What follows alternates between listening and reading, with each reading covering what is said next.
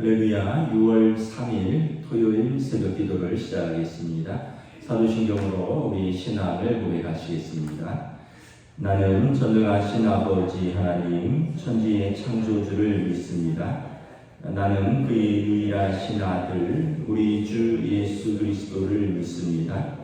그는 성령으로 잉태되어 동정녀 마리아에게서 나시고 본디오 빌라도에게 고난을 받아 십자가에 못 박혀 죽으시고 장사된 지 3일 만에 죽은 자 가운데서 다시 살아나셨으며 하늘에 오르시어 전능하신 아버지 하나님 우편에 앉아 계시다가 거기로부터 살아있는 자와 죽은 자를 심판하러 오십니다. 나는 성령을 믿으며 거룩한 공교회와 성도의 교제와 죄를 용서받는 것과 몸의 부활과 영생을 믿습니다. 아멘.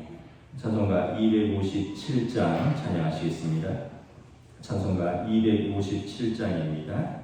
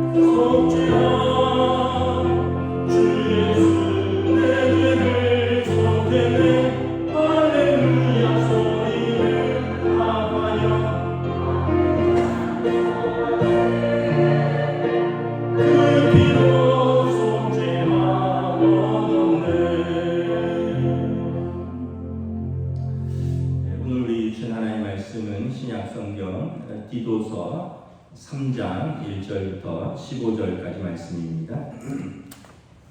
디도서 3장 1절부터 15절까지 말씀입니다.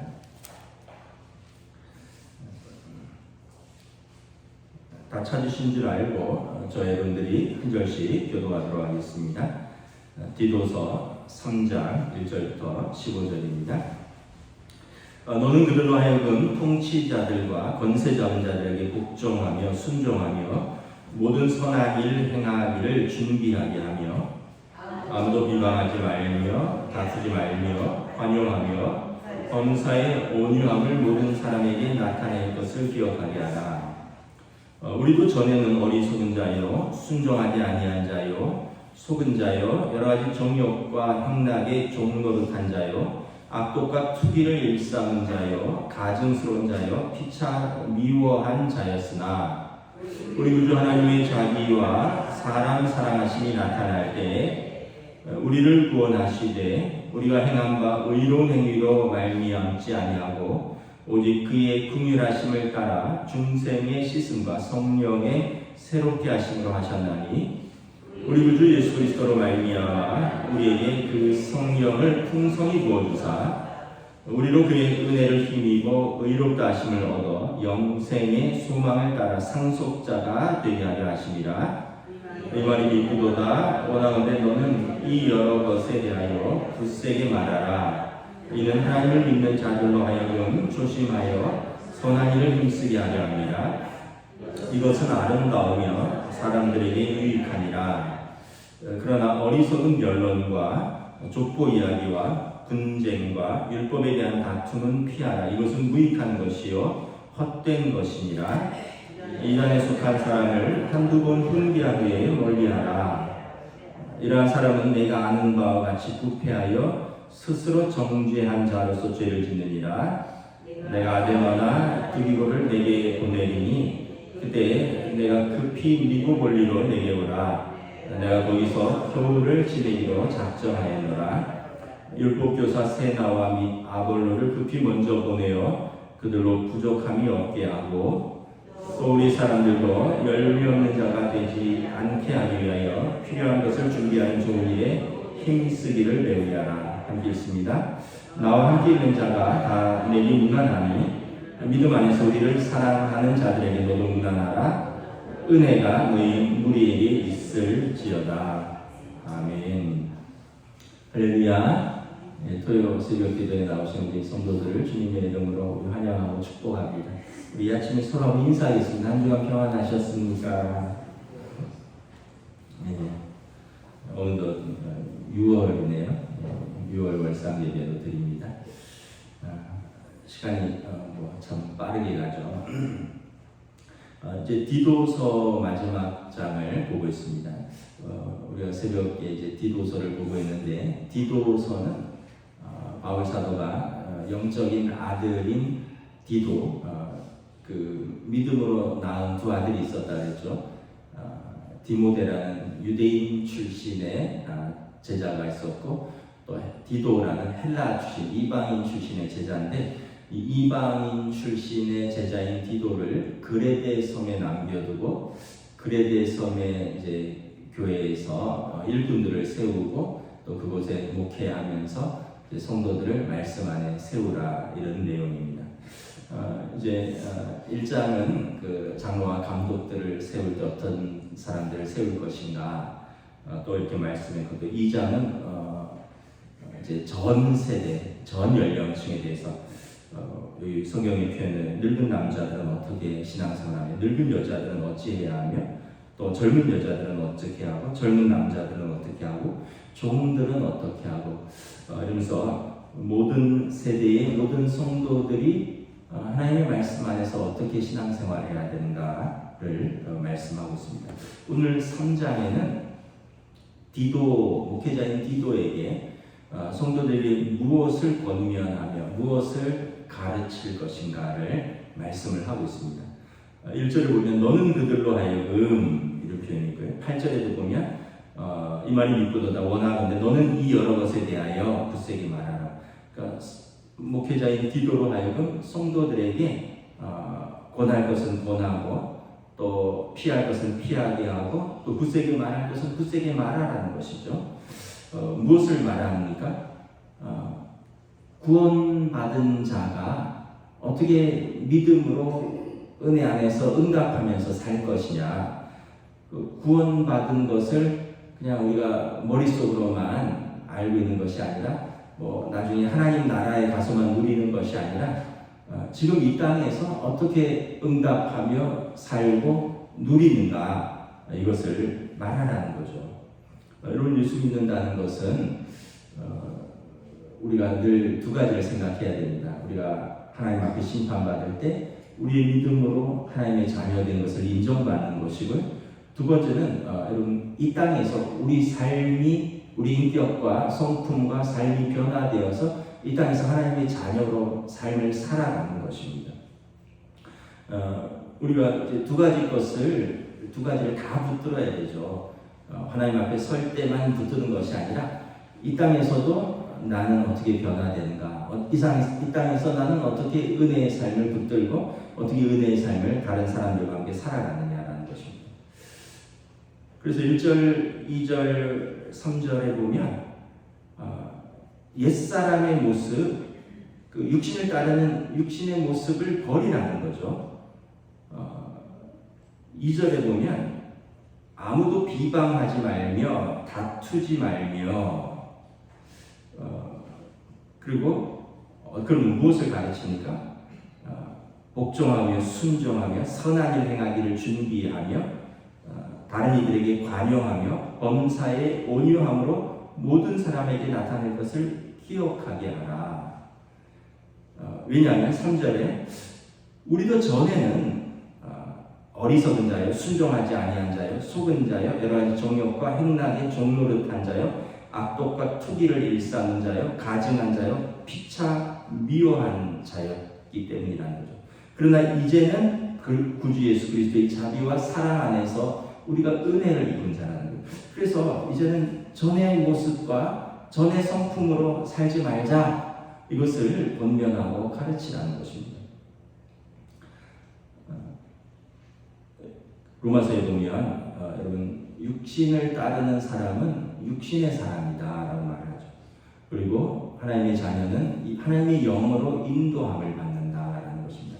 하나님의 영은 성령을 말씀하는 거죠. 성령님은 요한복음 14장의 보혜사, 우리를 돕는 분인데, 그분은 우리로 하여금 예수님의 말씀을 생각나게 하는 분, 그래서 예수님의 말씀을 우리로 깨우치고 가르치는 분, 그래서 우리를 진리 가운데로 인도하시는 하나님의 영이다라고 말씀을 하죠.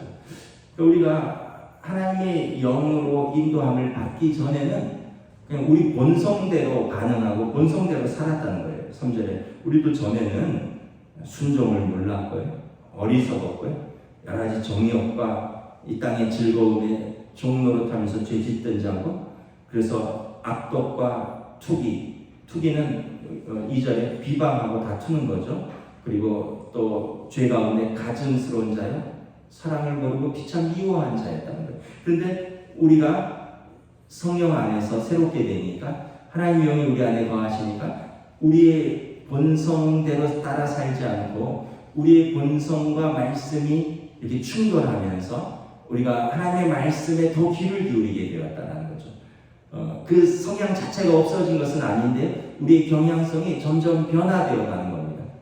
이전에는 이렇게 정욕과 행락에 종노릇하며 자기 자신을 더럽히고 또 다른 사람을 미워하고 이런 것들이 죄가 죄인지 몰랐고, 때로는 그것이 즐거움이었으나 이제는 하나님의 영이 우리 안에 들어오시니까 육신에 따라 살면 하나님의 말씀에 순종하지도 못할 뿐더러 하나님을 기쁘시게 하지 못한다는 로마서 8장 말씀처럼 이제는 하나님이 기뻐하시는 것이 무엇인가에 귀를 기울이게 되는 거죠. 예전에는 내 본성이 무엇을 즐거워하고 내 감정과 내 본성이 어떤 경향성을 따라가느냐에 집중했다면, 이제는 그것을 따르지 않고 하나님의 말씀이 무엇을 말씀하시는가, 하나님께서 무엇을 기뻐하시는가를 거기에 더 집중하면서 살아간다는 거예요. 그러니까 이제 그러한 은혜들, 그래서 2절 하반절에 보면 기억하게 하라, 그것을 배웠으니 그것을 기억하게 하라. 그래서 성령님은 우리로 하여금 기억하게 하십니다. 하나님의 은혜를 기억하게 하십니다. 베드로전서 2장 9절에 너희가 전에는 백성이 아니더니 이제는 하나님의 백성이요 전에는 긍휼을 얻지 못하였더니 이제는 긍휼을 얻은 자니라. 전에는 우리가 하나님의 말씀을 몰랐어요. 진리를 몰랐어요. 그러니까 내 하고 싶은 대로 하면서 사는 거예요. 내가 옳은 대로 사는 거죠. 내 좋은 대로 사는 것입니다. 그러나 이제는 하나님의 백성입니다. 긍휼을 얻었습니다. 그러면 하나님의 긍휼과 은혜에 응답하면서 사는 사람이 되는 것입니다. 그래서 4절 말씀에 보면 우리 4절부터 7절 우리 함께 한 목소리를 읽도록 하겠습니다. 우리 구주 하나님의 자비와 사람 사랑하심이 나타날 때에 우리를 구원하실 때 우리가 행한 바 의로운 행위로 말미암지 아니하고 오직 그의 긍휼하심을 따라 중생의 씻음과 성령의 새롭게 하심을 하셨나니 우리 구주 예수 그리스도로 말미암아 우리에게 그 성령을 풍성히 부어주사 우리로 그의 은혜를 힘입어 의롭다 하심을 얻어 영생의 소망을 따라 상속자가 되게 하려 하심이라. 전에는 3절에 전에는 우리 상태가 어땠냐는 거예요. 4절에 이제는 우리가 어떻습니까? 하나님의 자비와 사랑하심, 우리를 사랑하심이 십자가에서 나타났다는 거예요. 그래서 우리를 의로운 행위로 우리를 의롭다 하지 않고요.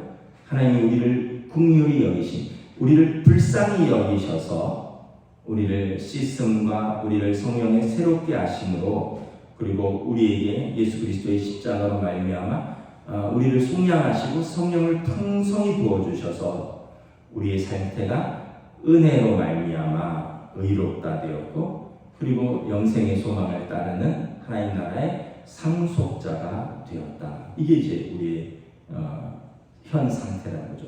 뭐 복잡한 것 같은데 간단합니다. 로마서 3장 말씀처럼 예수님의 십자가로 우리 죄를 묻지 아니하시고 하나님께서 우리를 불쌍히 여기시고 긍휼히 여기시고 우리에게 은혜 베푸시고 우리를 의롭다 하셨다. 예수님 때문에 우리가 의롭다함을 얻었다는 거예요. 근데 그것은 예수님이 십자가에서 대가를 치르셨다는 것입니다. 그러므로 너희가 그 은혜에 합당하게 살아가라는 것입니다. 고린도서 5장 17절에 그런즉 누구든지 그리스도 안에 있으면 새로운 피조물이라 이전 것은 지나갔으니 보라 새 것이 되었도다. 이제는 이제 점점 우리가 완전히 새 것이 되는 것은 뭐 이제 마지막 심판 때 하나님 앞에서 새 것이 될 것입니다. 그런데 여러분 예수 믿으면 믿을수록 점점 더 우리가 좀 더 새로워지는 거예요. 우리의 육신은 날마다 후패해지지만 우리 속사람은 날마다 새로워지는 거죠. 여러분 나이가 들어가면 들어갈수록 뭐 더 좋아지나요? 그거보다도 예수님을 믿으면 믿을수록 더 좋아져야겠죠. 세상에는 나이가 들어가면 들어갈수록 성숙해질 수도 있지만 그렇지 않을 수도 있습니다. 그런데 여러분 우리가 예수님을 믿으면 믿을수록 점점 더 우리 속사람 안에 우리 안에 성령이 충만하고 그러면서 우리 안에 성령의 열매들이 맺히고 그러면서 점점 더 우리가 성숙하고 은혜에 반응하는 사람이 되는 거죠. 여러분 평생 예수 믿었는데 가족들한테 힘든 사람이 되면 그렇죠. 과연 정말 예수 믿는 열매가 나타나는 겁니까? 여러분 평생 예수 믿었는데 주변 사람들한테 아주 힘든 사람이 되면 정말 예수 믿는 그 변화가 우리 삶에 나타나는가라는 거죠. 예수 믿으면 믿을수록 여러분 가족들에게 더 관대하고 더 은혜롭고 더 사랑이 넘치고 우리 주변의 사람들에게 더 관대하고 온유하면서 은혜가 넘치라는 거죠. 그래서 여러분 2절에 보면 모든 사람들에게 관용하며 범사의 온유함을 모든 사람에게 나타내게 하라. 사도 바울이 예수님을 만나기 전에는 어떤 사람이었습니까? 엄격한 율법주의자였죠. 그러니까 율법으로 다 때려잡는 사람이었습니다. 사도행전 6장, 5장, 6장, 7장을 쭉 보면 스데반 집사님이 순교할 때 그 증인이 되어서 그 돌에 맞아 죽는 스데반 집사님의 옷을 지키는 자였습니다. 그리고 예수 믿는 자들을 잡아 죽이러 유대 땅뿐만 아니라 다메섹까지 그 다메섹을 시리하거든요.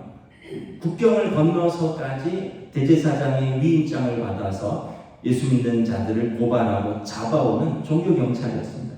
예수 믿기 전에는 굉장히 엄격하고 아주 자신에 대해서도 남에 대해서도 굉장히 엄격한 사람이었습니다. 스스로에게도 굉장히 엄격해졌고 자기가 율법에 흠이 없는 자라고 생각을 했었습니다. 근데 예수 믿고 나서 어떻게 변했습니까? 눈에서 그 비늘 같은 것이 떨어졌죠. 3일 동안 눈이 멀었습니다. 그러면서 그 눈을 감싸고 있던 비늘 같은 것들이 떨어졌어요. 그리고 이제 보는 것들이 시각이 바뀌게 되었습니다. 사도행전에 보면 사도 바울의 고백이 정오에 햇빛보다 더 밝은 빛을 보았다. 정오는 햇빛이 가장 밝을 때잖아요. 근데 내가 그 빛보다 더 밝은 빛을 보았다. 여러분, 햇빛을 본 사람은 촛불에 연연하지 않죠. 진리의 빛을 보니까 이제 더 이상 자기 안에 어떤 갇혀 있었던 그 율법이라든가 그 율법으로 말미암는 의로움 이런 것에 더 이상 갇혀 있지 않게 되었습니다. 그럼에도 불구하고 처음에는 여전히 그 성품들이 그대로 나타나 있습니다. 선교 여행을 갈 때 바나바의 조카 그 마가랑 같이 가거든요. 근데 마가가 젊은 사람이고 이제 선교 여행을 갔다가 너무 힘드니까 중간에 돌아가 버렸습니다. 그래서 바나바가 이제 2차 전도 여행 때 마가를 다시 데리고 가자라고 하는데 사도 바울이 단호하게 거절합니다.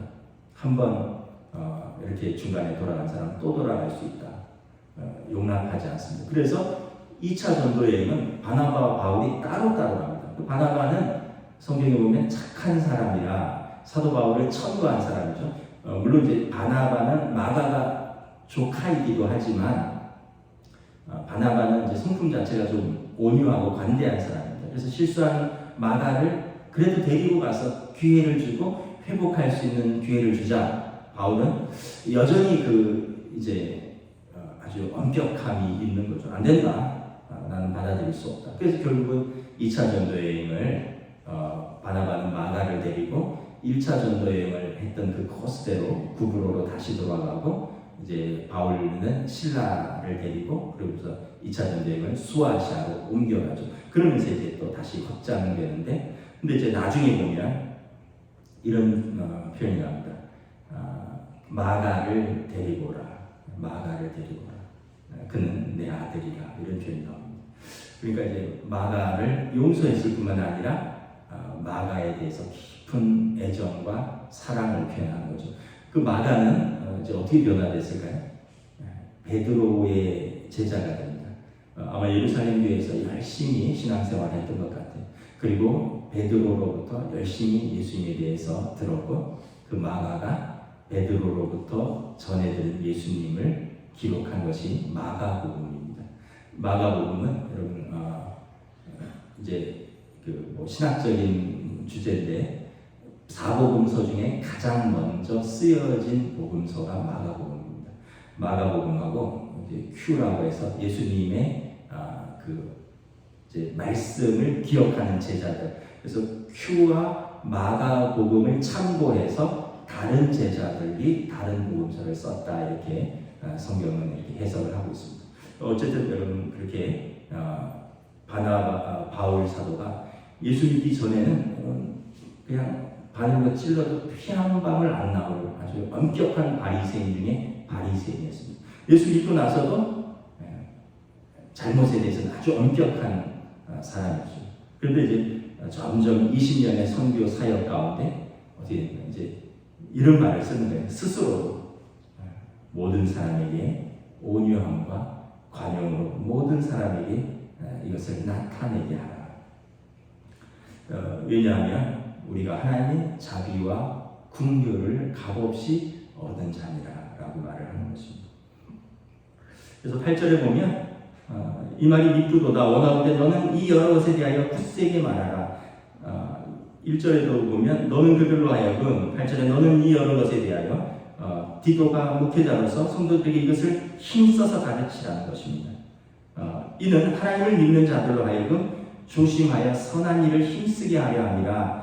이것은 아름다우며 사람들에게 유익하니라. 여러분, 하나님 안에서 은혜에 반응하는 삶, 이제 육신의 삶을 버리고 이제 성령 안에서 영을 따라 이제 예수 그리스도 안에서 그 하나님의 사랑과 자비의 은혜에 반응하는 삶이, 그것이 자기에게도 아름답고 다른 여러 사람들에게 유익하다는 것입니다.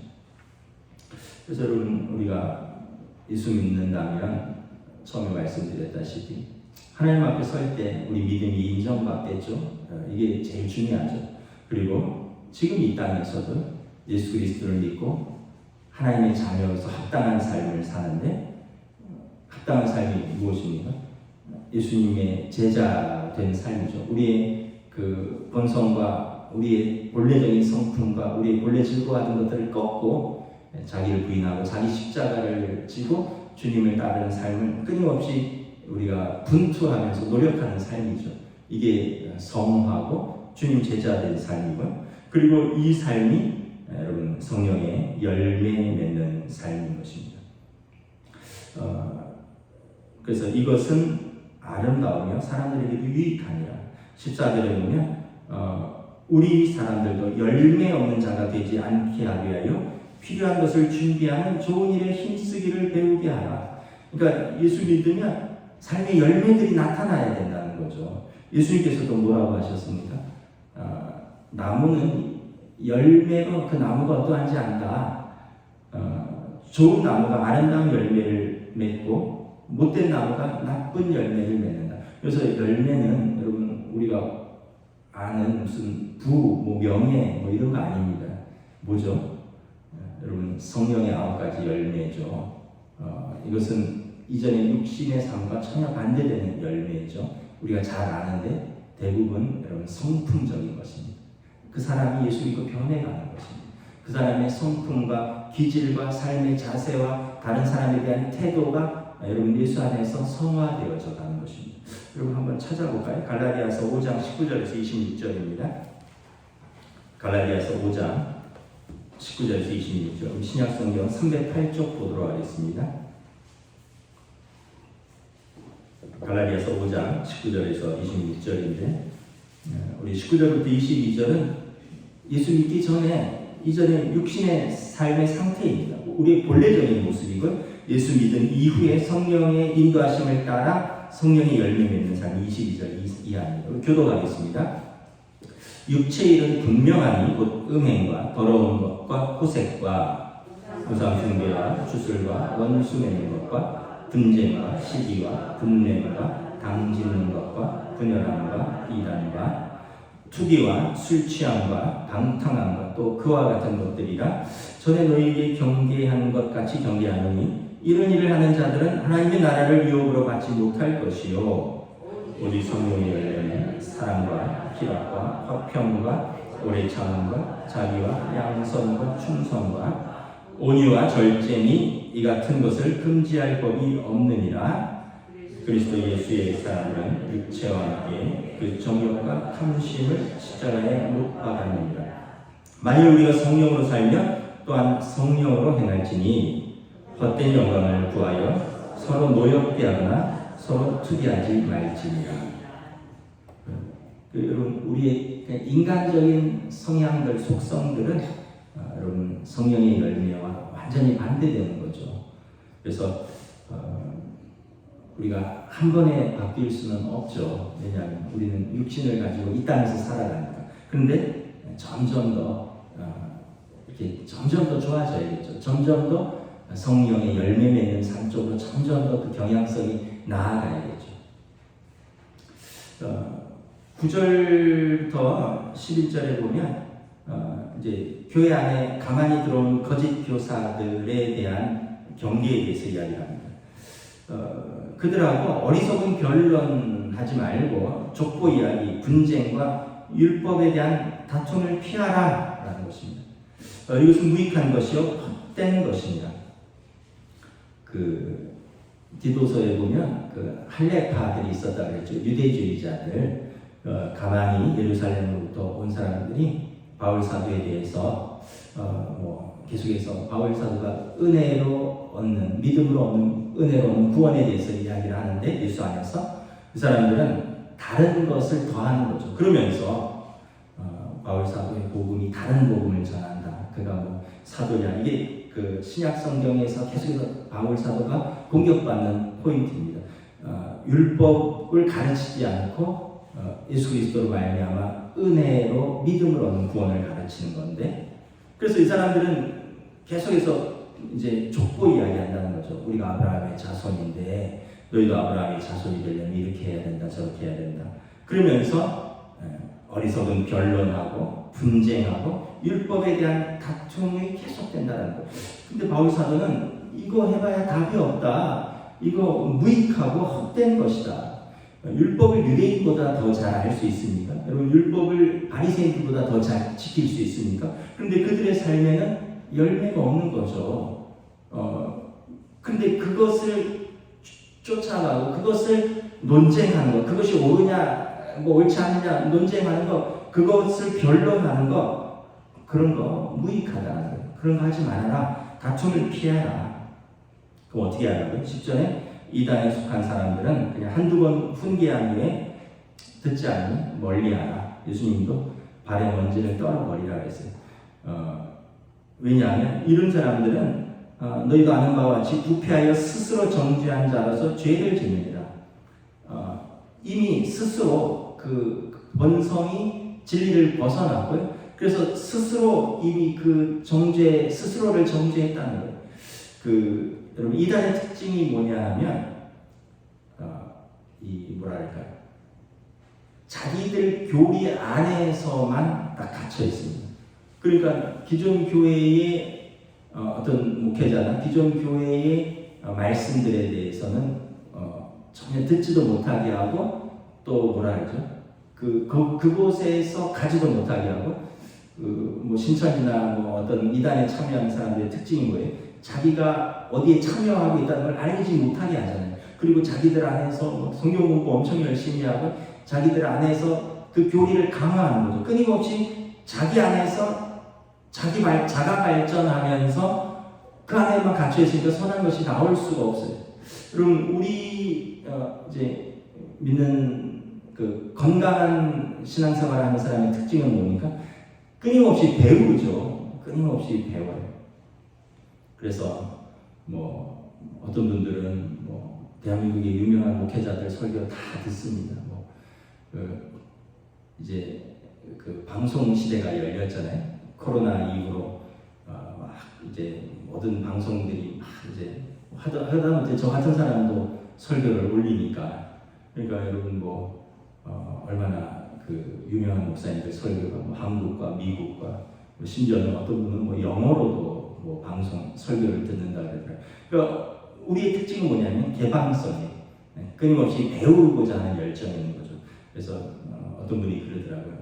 옛날에는 동네 교회에서 지역 목회자들하고만 경쟁하면 됐는데 이제는 그 분당 우리 교회 이찬수 목사님하고 선한 목적의 유기성 목사님하고 그 수영역의 이규현 목사님, 이런 분들하고 경쟁하는 시대가 와서 너무 힘들다. 왜냐하면 교인들이 귀가 굉장히 높아져 있다는 거예요. 머리가 굉장히 커져 있다는 거예요. 뭐 좋은 거죠. 왜냐하면 개방성이죠. 더 좋은 걸 듣고 더 좋은 것에 반응하고 더 좋은 신앙인이 되려고 노력하는데, 이단들은 절대 그렇지 않습니다. 다른 교회에 가지도 못하게 하고 자기 안에서 그것만 듣고 그것만 시험보고 그것만 딸딸 외워서 이제 끊임없이 자가 발전하니까 이제 그 안에서는 이제 부패하고 이제 선한 그 진리에 귀를 기울일 수 없게 되었다. 결국은 이런 사람들하고 변론하고 분쟁하고 다투지 말아라. 그냥 한두 번 권고하고 안 들으면 그냥 떨어버려라. 여러분, 그 이단에 빠진 분들, 뭐 가족이라면 뭐 끊임없이 우리가 기도하고 끊임없이 설득해야겠지만, 여러분 가족 아니라면 너무 깊이 관여하지 마십시오. 에너지만 소모되고요. 변화되거나 돌아오기가 굉장히 어렵습니다.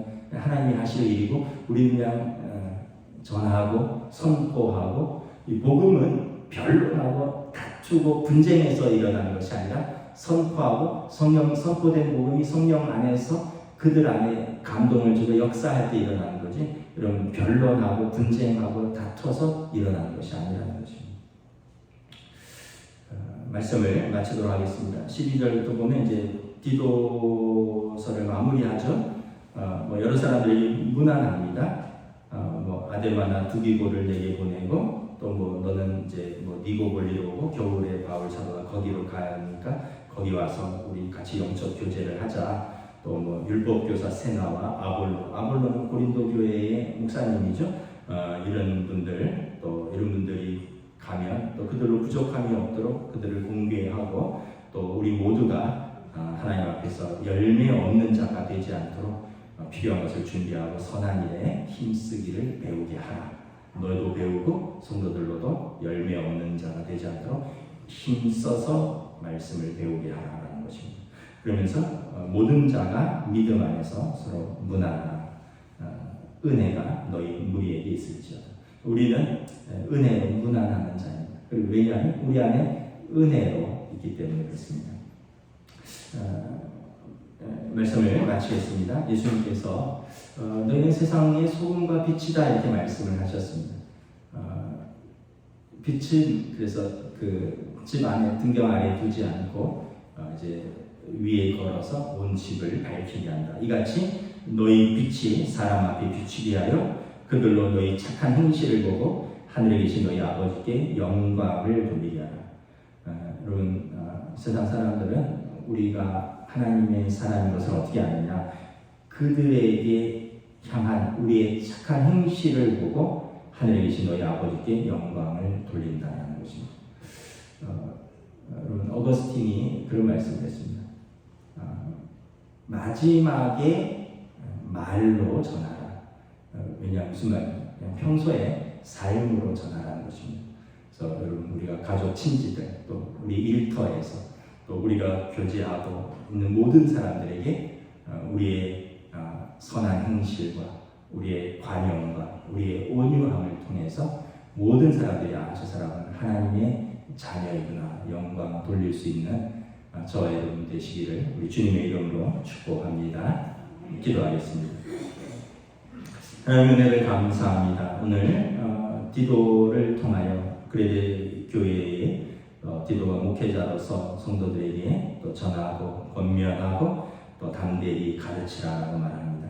육신의 일을 피하고 이전에 그리스도 밖에 있을 때 우리 본성에 따라 살던 삶, 자기의 의와 자기 애와 또 자기의 어떤 자기를 즐거워하던 삶에서 이제 하나님을 기쁘시게 하고 또 타인을 섬기고 또 하나님 앞에서 말씀에 반응하며 믿음으로 사는 은혜의 삶이 무엇인가를 기억나게 하고 그리하여 그들로 거기에 합당한 삶을 살 수 있도록 굳세게 전하라. 그리할 때 이것이 아름다운 일이고 이것이 선한 열매를 맺는 삶이고 이것이 하나님 자녀의 합당한 삶이라 말씀하고 있습니다.